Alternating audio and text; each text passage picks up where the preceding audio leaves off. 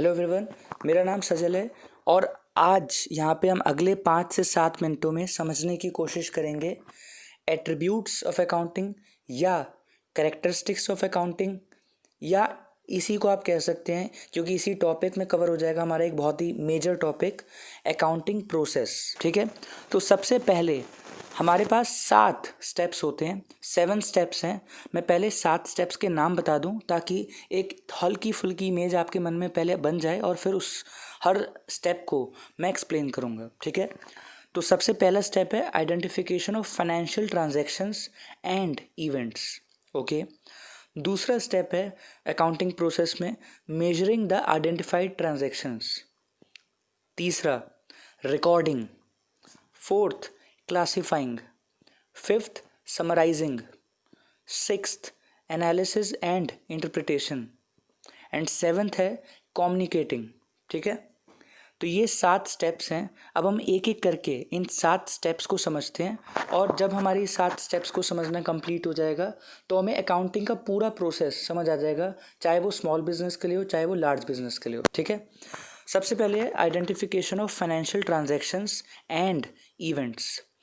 Identification of financial transactions and events कहता है कि देखो ऐसा मत करना कि ना बहुत सारी एक्टिविटीज़ होती हैं, हमने मान लिया एक बिज़नेस में, लेकिन अगर आप ध्यान से देखो तो सारी एक्टिविटीज़ या सब कुछ ऐसा नहीं होता जिसको रिकॉर्ड करने लायक हो। जो मतलब बहुत सारी चीज़ें ऐसी होती हैं जो ओनर की पर्सनल ट्रांजैक्शन चल रही होती हैं, वो बिज़नेस से उसका कोई रिलेशन नहीं होता। ओनर ने अपने घर के लिए कोई कार खरीदी, ओनर ने अपने बच्चे के लिए कोई टॉय खरीदा, तो आप अपने सामने देखोगे ओनर को और वो जो है फैक्ट्री में खड़ा है, आपको लगेगा चल यार इसको भी रिकॉर्ड कर लेता हूँ। ऐसा नहीं होता। तो ये जो स्टेप है ना इसलिए बना होगा क्योंकि पहले क्या होता होगा, हर तरह की ट्रांजैक्शन, हर तरह का लेन देन, चाहे वो ओनर अपने पर्सनल लेवल पे कर रहा हो, किसी के साथ अपने घर के लिए कर रहा हो, या कोई ऐसी बात हो जो बिज़नेस को अफेक्ट ही नहीं करी किसी वजह से, ना उसके इनकम पे इफेक्ट पड़ेगा, ना एक्सपेंस पे, ना उसके एसेट्स पे, ना उसकी लाइबिलिटीज़ पे, मतलब किसी भी तरह से बस वो एक बात हुई है, कोई बात हुई है, बस कोई लेन देन कुछ खास हुआ नहीं है, सिर्फ एक बात हुई है और उसका बिज़नेस पे कोई ना नीचे ना ऊपर कोई इफेक्ट पड़ने नहीं वाला है। तो क्या इस तरह की ट्रांजैक्शन को भी क्या रिकॉर्ड करना चाहिए अकाउंटिंग करते वक्त? नहीं। तो यहाँ पे क्या होता है, पहला स्टेप यही कहता है कि आप पहली बात तो जो बिज़नेस के ट्रांजैक्शंस हैं सिर्फ उसी को रिकॉर्ड करेंगे और उसमें भी वो ट्रांजैक्शंस को रिकॉर्ड करेंगे, उसको पहले आप आइडेंटिफाई कर लो, छांट लो कि हाँ यार ये ऐसी ट्रांजैक्शंस है जो किसी तरह से मतलब बिज़नेस को अफेक्ट करेंगी। ठीक है, करती हैं। तो ये पहला स्टेप हो गया। ओके, दूसरा स्टेप है मेजरिंग द आइडेंटिफाइड ट्रांजैक्शंस। दूसरा स्टेप बहुत सिंपल बात ये कहता है कि एक बार जब आप आइडेंटिफाई कर लो कि किन ट्रांजैक्शंस को आप रिकॉर्ड करने जा रहे हो अकाउंटिंग के दौरान, तो यहाँ पे उन ट्रांजैक्शंस को आप, ये तो है नहीं कि आप लिखोगे, मतलब जो है हिंदी में लिख दोगे बस कि आज मैंने जो है बहुत सारा सामान बेचा। नहीं, ऐसा थोड़ी होता है, या आज मैंने ना 2 किलो चीनी बेची, इस तरह से नहीं होता। ये तो बिल्कुल आप उसी सिस्टम में चले जाओगे जो बार्टर सिस्टम चलता था, जिसमें जो है सिंपली चीज़ों को दिमाग में रखा जाता था। लेकिन उसके बाद जब से मनी का कंसेप्ट आया तब से हर चीज़ को क्या है, उसकी वैल्यू मनी की फॉर्म में देखी जाती है कि उसकी वैल्यू मनी में क्या है। ठीक है, तो यहाँ पे क्या है, दूसरा स्टेप यही कहता है कि आप ट्रांजैक्शंस को ये नहीं कि हिंदी की तरह लिखे जा रहे हो, आप सबसे पहले उस ट्रांजैक्शन को ठीक है हम रिकॉर्ड करेंगे, लेकिन साथ में उसकी मॉनेटरी वैल्यू क्या है, उस मॉनेटरी वैल्यू को एक्चुअली हम रिकॉर्ड करेंगे साथ में। जो मेन हमें जिससे मतलब है वो है उसकी मॉनेटरी वैल्यू क्या है। ठीक है, तो दूसरा स्टेप बेसिकली ये कहता है कि अगर आपको जो है आठ ट्रांजैक्शंस मिल गई थी फर्स्ट स्टेप में, जो आपको लग रहा है कि हाँ बिज़नेस को अफेक्ट करेंगी और बिज़नेस की ट्रांजैक्शंस हैं, उनमें से भी केवल उन्हीं ट्रांजैक्शंस को एक्चुअली रिकॉर्ड किया जाएगा जो मनी टर्म्स में कन्वर्ट हो भी पा रही हैं। कोई ऐसी बात है कि जिसको जो है मनी में कन्वर्ट नहीं किया जा रहा, मतलब है वो बिज़नेस की ट्रांजैक्शन, बिज़नेस को अफेक्ट कर रही है किसी तरह से, लेकिन मनी में कन्वर्ट नहीं कर पा रहे उस चीज़ को, तो इस तरह की चीज़ को, इस तरह की ट्रांजैक्शंस को, इस तरह की एक्टिविटी को, जो भले ही पहले स्टेप में हमने आइडेंटिफाई करा था, जिसको बोला था बिजनेस ट्रांजैक्शन है ये, लेकिन फिर भी क्योंकि वो मनी फॉर्म में कन्वर्ट नहीं हो पा रही, इसलिए हम उसको रिकॉर्ड नहीं करेंगे। ठीक है, तो ये दूसरा स्टेप बेसिकली ये कहता है। फॉर एग्जांपल ओनर की तबीयत ख़राब हो गई, अब ये चीज़ ऐसी चीज़ नहीं है जो बिज़नेस को अफेक्ट नहीं करती। ऑब्वियसली ये बिज़नेस को अफेक्ट करेगी, उस दिन की सेल शायद नीचे हो जाए। अगर वो सोल प्रोप्राइटर अकेला बंदा है, ओनर अकेला है, तो उसकी तबीयत ख़राब होगी तो ऑब्वियसली उस दिन की सेल कम हो सकती है। लेकिन फिर भी इसको एक्यूरेटली हम जो है मनी फॉर्म में कन्वर्ट करके नहीं बता सकते कि यार कितने रुपए की तबीयत ख़राब हो गई या कितना नुकसान हो गया, ऐसा नहीं बता सकते हम। ठीक है, तो इसलिए इसलिए इस बात को हम रिकॉर्ड करेंगे या नहीं करेंगे अकाउंटिंग करते वक्त? नहीं करेंगे। ठीक है, क्योंकि इस चीज़ को रीजनेबल एक्यूरेसी के साथ मॉनिटरी टर्म्स में हम कन्वर्ट करके नहीं दिखा सकते। ओके, तीसरा तीसरा है रिकॉर्डिंग। यहाँ पे एक्चुअली जो है खेल शुरू होता है।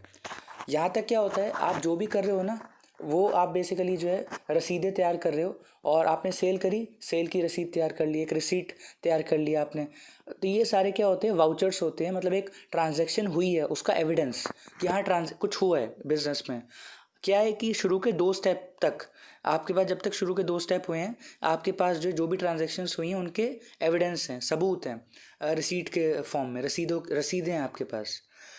तीसरा जो स्टेप है रिकॉर्डिंग, यहाँ पे क्या होता है, इन वाउचर्स को लेकर या इन एविडेंसेस को लेकर, इन रसीदों को लेकर आप जो है प्रॉपरली रिकॉर्डिंग स्टार्ट करते हो। और रिकॉर्डिंग जो है होती है क्रोनोलॉजिकल ऑर्डर में, यानी कि पहले जो चीज़ हुई वो पहले रिकॉर्ड होगी और उसके बाद जो चीज़ हुई उसके बाद रिकॉर्ड होगी। और ये जो रिकॉर्डिंग होती है, अब ये किस तरह से होती है, इसको हम डिटेल में, एक चैप्टर आएगा जर्नल, वहाँ पे हम बात करेंगे। लेकिन बस आप ये समझ लीजिए कि रिकॉर्डिंग जब होती है ना, तो आप जर्नल प्रिपेयर करते हो। ठीक है, और उसमें क्या होता है, आप क्रोनोलॉजिकल तरीके से, एक बहुत ही अच्छे तरीके से, रसीदों में तो क्या होता है, सिंपली चीज़ें नोट डाउन कर ली बस एकदम से कैसे भी। लेकिन जब जर्नल हम बनाते हैं, फिल करना स्टार्ट करते हैं, रिकॉर्डिंग करते हैं, यहाँ से हम बोलते हैं, तो बहुत ही प्रॉपर एक फॉर्मेट है, उसको फॉलो करते हुए हम रिकॉर्डिंग स्टार्ट करते हैं। और ये हम कहाँ करते हैं, एक बुक होती है जर्नल, उसके अंदर जो है हम करते हैं सारा काम। ठीक है, फोर्थ है क्लासिफाइंग। अब क्या होता है, आपने ना क्रोनोलॉजिकल तरीके से बहुत सारी चीज़ें जो है रिकॉर्ड कर ली, जितनी भी चीज़ें हुई थी, जो बिज़नेस नेचर की बातें थी और जो मनी फॉर्म में कन्वर्ट भी हो पा रही थी, उन सारी चीज़ों को आपने तीसरे स्टेप में प्रॉपर फॉर्मेट के तहत जर्नल में रिकॉर्ड कर लिया। ठीक है, फोर्थ पॉइंट क्लासिफाइंग ये कहता है कि अब हम एक और बुक तैयार करेंगे, जर्नल प्रिपेयर करने के बाद एक और बुक तैयार करेंगे लेजर नाम से, और लेजर के अंदर हम एक्चुअली अकाउंट्स बनाएंगे। हर पेज पे एक सेपरेट अकाउंट होगा। अकाउंट का मतलब होता है कि एक आइटम है, जो बिज़नेस की एक आइटम है, उससे रिलेटेड समराइज़ कर देंगे सारी बातें, उससे रिलेटेड उस पूरे साल में या उस पूरे महीने में, जितने भी पीरियड के हम अकाउंट्स प्रिपेयर कर रहे हैं, जर्नली साल का होता है। तो सपोज़ हम साल का कर रहे हैं, तो उस पूरे साल में उस आइटम से रिलेटेड, फॉर एग्जांपल एक आइटम है सेल्स, तो सेल्स कब कब कब कब कितनी हुई, ये सारी चीज़ें जब हम एक तरह से एक आइटम की सारी चीज़ें उस साल की एक जगह समराइज़ कर देते हैं, तो इसको हम बोलते हैं कि हम उसका अकाउंट प्रिपेयर कर रहे हैं। ठीक है, तो वहाँ पे जो है सारी डेट्स आएंगी कि उस आइटम में कब कब चेंजेस आए, कितने कितने अमाउंट से आए। तो लेजर में क्या होता है कि हम समराइज़ कर देते हैं उस आइटम की चीज़ सारी उस अकाउंट में, उस आइटम के नाम के अकाउंट में, सेल्स अकाउंट बन जाएगा फॉर एग्जांपल यहाँ पे। ठीक है, तो लेजर वो बुक होती है जो जर्नल के बाद बनती है। और जर्नल में क्योंकि क्या होता है, सारी चीज़ें हौच पौच होती हैं अभी भी। क्यों? क्योंकि अभी सेल हुई फिर परचेज हो गई। अब क्योंकि जर्नल क्रोनोलॉजिकल ऑर्डर में बनता है, सीक्वेंस में बनता है, तो वहाँ पे क्या होता है, सेल आ रही है, फिर परचेज आ रही है, फिर एक्सपेंसेस आ रहे हैं नए नए, सैलरी आ रही है, सैलरी दी, किसी से कुछ और पैसा आ गया जो पहले का आना था वो आ गया। तो जर्नल में सारी चीज़ें रिकॉर्ड हो जा रही हैं। ये नहीं हो रहा कि एक तरह की सारी चीज़ें एक तरह से हम ग्रुपिंग कर दें, तो वो ग्रुपिंग हो जाती है फोर्थ स्टेप में, जब हम क्लासीफाई कर रहे होते हैं और एक्चुअली जब हम अकाउंट्स प्रिपेयर करते हैं किस बुक के अंदर, लेजर। ठीक है, फोर्थ स्टेप के बाद आता है फिफ्थ स्टेप, समराइजिंग। समराइजिंग में क्या होता है, मैं आपको फ़िलहाल इतना ही बता सकता हूँ कि जो जर्नल है और जो लेजर है वो बहुत मोटी मोटी किताबें बन जाती हैं, क्योंकि डेली ही इतनी चीज़ें उसमें रिकॉर्ड हो रही होती हैं।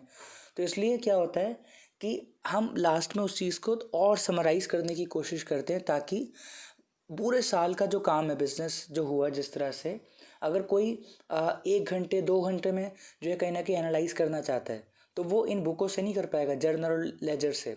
उसको चाहिए कि ठीक है 5-6 पेज के जो है स्टेटमेंट्स उसको मिल जाएं, और जो है उसको देख के उसको एक आइडिया हो जाएगा अच्छा सा कि हाँ भाई किस तरह से काम हुआ पिछले साल। ठीक है, तो यहाँ पे हम समराइज़ करते हैं जर्नल और लेजर को यूज़ करके, और फर्दर और समराइज़ करके हम प्रिपेयर करते हैं ट्रायल बैलेंस, फिर प्रॉफिट एंड लॉस अकाउंट बनाते हैं जिसके थ्रू हमें प्रॉफिट कितना हुआ या लॉस कितना हुआ वो पता लगता है। और हम साथ में बैलेंस शीट प्रिपेयर करते हैं। बैलेंस शीट में हम जितने भी हमारी असेट्स हैं यानी कि प्रॉपर्टीज़, और जितनी भी लाइबिलिटीज़ हैं, मतलब जितना भी पैसा बिजनेस में देना है किसी को भी, चाहे ओनर को देना है या फिर बाहर आउटसाइडर्स को देना है, वो सारी बातें हम जो है समराइज तरीके से यहाँ पे ये चीज़ें बनाते हुए जो है नोट करते हैं। ठीक है, प्रिपेयर करते हैं। तो समराइज़ कर लिया। समराइज़ करने का पर्पस क्या है, ताकि बंदा ये थोड़ी कि वो पढ़ता ही चला जाएगा कि मतलब 1 साल लगा जर्नल और लेजर प्रिपेयर करने में, अब उसको पढ़ने में भी 1 साल और लग रहा है, ऐसा तो नहीं होना चाहिए ना। तो उसको मैक्सिमम 1 या 1.5 दिन में जो है समझ आ जाए, उसको इतना समराइज़ कर दो। तो इसलिए हम समराइज़ करते हैं और trial balance, profit and loss account, balance sheet जो है प्रिपेयर करते हैं। ठीक है, ये सभी बिजनेस प्रिपेयर करते हैं, चाहे वो छोटे लेवल के हों चाहे वो बड़े लेवल के हों। तो ये हो गया समराइजिंग। ठीक है, ओके। 6th स्टेप बहुत इजी है। यहाँ पे क्या होता है, सारा काम हो चुका है, अब हम क्या करते हैं इन चीज़ों को जितने भी हमने समराइज़ करके, या जर्नल है हमारे पास, लेजर है, सब कुछ प्रिपेयर्ड है हमारे पास, सारा काम हमने कर लिया मेहनत का। अब हम एनालाइज करते हैं इनको और इनकी इंटरप्रिटेशंस निकालते हैं कि यार मतलब जो भी मतलब चीज़ें अच्छी अच्छी फाइंडिंग्स निकल सकती हैं इन सारी स्टेटमेंट्स को पढ़ के, उनको हम प्रॉपरली नोट डाउन करते हैं। पिछले सालों की जो स्टेटमेंट्स बनी थी उनसे भी कंपेयर करते हैं कि कितना चेंज आया। तो मतलब बहुत सारी ऐसी चीज़ें जो आप जो है एनालाइज कर करके, जितनी बार एनालाइज करोगे आपको नई नई फाइंडिंग्स मिलेंगी। इसको कहते हैं इंटरप्रिटेशन करना, कि मतलब क्या क्या और चीज़ें आप जो है उसका हिडन मीनिंग निकाल सकते हो। तो वो चीज़ें हम जो है निकालते हैं। 6th स्टेप ये है, एनालिसिस एंड इंटरप्रिटेशन। और ये एनालिसिस क्यों होती है, क्योंकि बिजनेस हमें करते जाना है, अगले साल भी तो करना है। तो जितनी भी फाइंडिंग्स होंगी वो हमारे दिमाग में हम रख के जो है कहीं ना कहीं बेटर इम्प्रूव्ड डिसीजन मेकिंग कर सकते हैं अगले साल के लिए। इसलिए एनालिसिस करना बहुत ज़रूरी है। ओके, लास्ट स्टेप है कम्युनिकेटिंग। कम्युनिकेटिंग सिंपल है कि क्योंकि सारा काम हम कर चुके हैं, फाइंडिंग सारी नोट कर चुके हैं, तो अब कोई भी उस अकाउंटिंग इन्फॉर्मेशन को, जो भी स्टेक होल्डर है बिजनेस के साथ जो किसी तरह से जुड़ा हुआ है, अगर वो मांगता है उस अकाउंटिंग इन्फॉर्मेशन, तो हम उसको जो है प्रॉपरली कम्युनिकेट करते हैं। कम्युनिकेट करना का मतलब ये नहीं हो गया उसके हाथ में पकड़ा दिया, नहीं। मैनेजर्स जो हैं यानी कि जो बिज़नेस को डे टू डे में रन कर रहे हैं, सामने वाले को हमारा मतलब एक तरह से कर्तव्य बनता है कि हम उसे प्रॉपरली कम्युनिकेट करेंगे, मतलब है प्रॉपरली समझाएं। जो चीज़ें हमें बिज़नेस करते वक्त, बिज़नेस के स्टेटमेंट्स को एनालाइज करते वक्त पता लगी हैं, उस चीज़ को प्रॉपरली कम्युनिकेट करें, प्रॉपरली बताएं सामने वाले को, और जितना डिस्क्लोजर जो है कर सकते हैं करें, ताकि सामने वाला डिसीजन मेकिंग जो है जो भी उसको करनी है वो कर सके जिसके लिए वो इन्फॉर्मेशन मांग रहा है। ठीक है, फॉर एग्जांपल इन्वेस्टर है कोई, तो वो पूछ रहा है भाई मैंने पैसा इन्वेस्ट किया था उसका क्या हुआ, कितना प्रॉफिट जनरेट किया, या कितना लोन ले रखा है तुमने बैंक से, कब तक चुकाओगे, और इतना ज़्यादा लोन क्यों ले रखा है। ये कुछ ऐसे सवाल हैं जिनका जवाब पता होता है उन लोगों को जो डे टू डे में रन करते हैं बिज़नेस को, या जिन्होंने अकाउंट्स को जितने भी स्टेटमेंट्स बनी है, फाइनेंशियल स्टेटमेंट्स, उनको एनालाइज किया है, तो वो आसानी से कम्युनिकेट कर सकते हैं वो लोग। तो इसलिए जो है कम्युनिकेशन भी एक बहुत ही क्रूशियल पार्ट है, क्योंकि कम्युनिकेशन जब अच्छी होती है तो ही सामने वाला जो है डिसीजन मेकिंग कर सकता है। ठीक है,